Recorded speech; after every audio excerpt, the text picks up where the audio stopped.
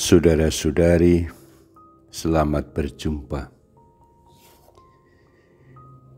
Kita bersama-sama akan merenungkan pada kesempatan ini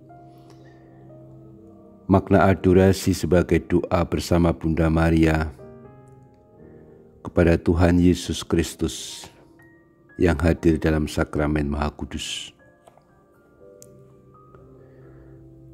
Pada hari-hari novena menantikan Roh Kudus, kita semua mengingat apa yang dilakukan Bunda Maria menemani para murid Yesus yang sedang berdoa di ruang atas tempat mereka menumpang. Itu adalah tempat ketika mereka, para murid, mengadakan perjamuan malam terakhir bersama Yesus. Dalam kisah Rasul diungkapkan bagaimana mereka berkumpul. Dikatakan mereka itu ialah Petrus dan Yohanes, Yakobus dan Andreas, Filipus dan Thomas, Bartolomeus dan Matius, Yakobus bin Alfeus, dan Simon orang Selot dan Yudas bin Yakobus, para rasul. Dan mereka semua bertekun dengan sehati dalam doa bersama-sama, ditemani dengan beberapa perempuan dan disebut oleh Santo Lukas dalam kisah Rasul, serta Maria, ibu Yesus, dan dengan saudara-saudara Yesus. Jadi ada para rasul tetapi juga beberapa perempuan, tapi yang sangat mengesan adalah hadirnya Bunda Tuhan Yesus, yaitu Ibu Maria dan saudara-saudara Yesus. Kita semua tentu saja sangat gembira sebab doa kita menantikan Roh Kudus sesudah Yesus Kristus Tuhan kita naik ke surga. Kita bersama-sama menantikan Roh Kudus dengan Bunda Maria. Bunda Maria sebagai pribadi yang paling dekat dengan Yesus. Sebelum para rasul mengenal Yesus, dan pada rasul pun sebenarnya juga hidup bersama Yesus kurang lebih 3 tahun. Bandingkan dengan Bunda Maria yang hidup bersama Yesus sejak Yesus ada di dalam kandungan.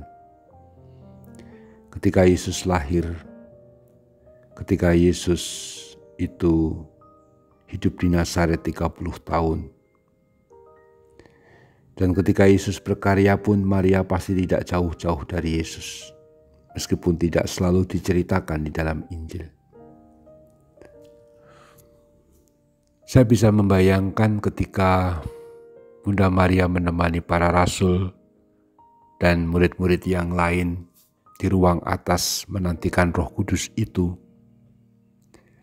Bunda Maria akan sering cerita bagaimana Yesus dulu hidup, bagaimana dulu Yesus waktu kecil, waktu remaja, waktu muda, sebelum berkarya, apa yang Yesus buat, perkataan, rencananya, dan sebagainya. Itu semua dapat diandaikan dengan keyakinan. Sebab pasti Bunda Maria punya banyak cerita. Seperti seorang ibu punya cerita banyak tentang anaknya.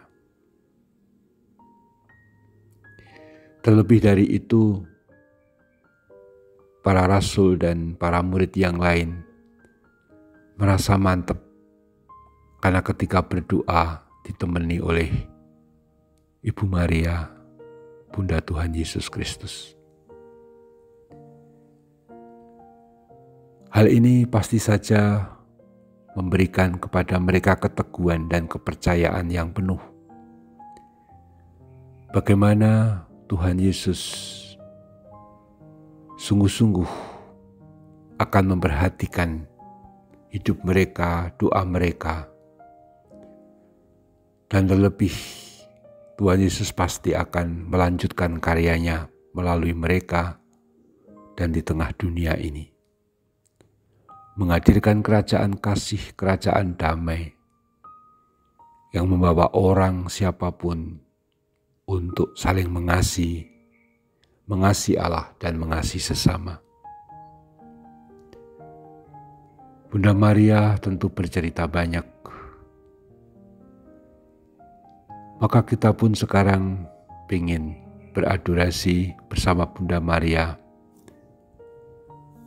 agar Bunda Maria juga bercerita kepada kita pribadi bagaimana Yesus Kristus Tuhan kita hidup.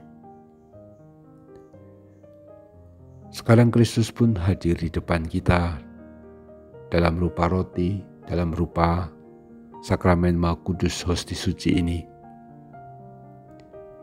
Tetapi kita pun juga sadar bahwa Bunda Maria tidak jauh-jauh dari Tuhan Yesus.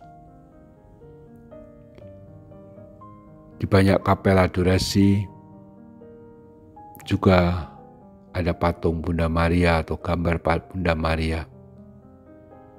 Dan itu sesuatu yang baik, sebab nyatanya Bunda Maria adalah wanita atau perempuan Ekaristi, istilahnya Santo Yohanes Paulus II. Kepada dialah kita bisa belajar untuk semakin memahami Ekaristi, hidup, wafat dan kebangkitan Kristus yang hadir dalam rupa sakramen Maha Kudus, dalam rupa roti atau sakramen Maha Kudus ini. Kita mohon agar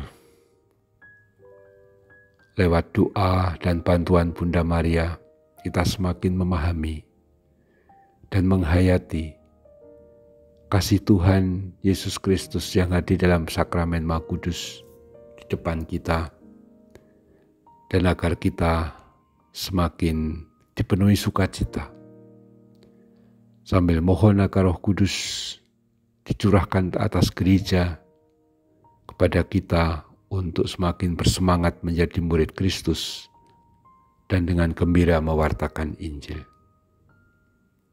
Bersama Bunda Maria kita berdoa, kita beradorasi menyembah Tuhan Yesus yang mengasihi kita dan menyelamatkan kita. Terpujilah Tuhan kita Yesus Kristus untuk selama-lamanya. Amin.